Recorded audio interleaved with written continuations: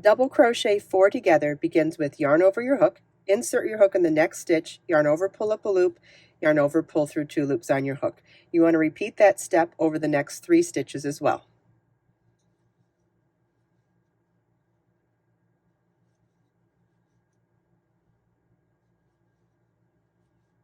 You should now have 5 loops on your hook. Yarn over and pull through all 5 loops on your hook. Let's do that again.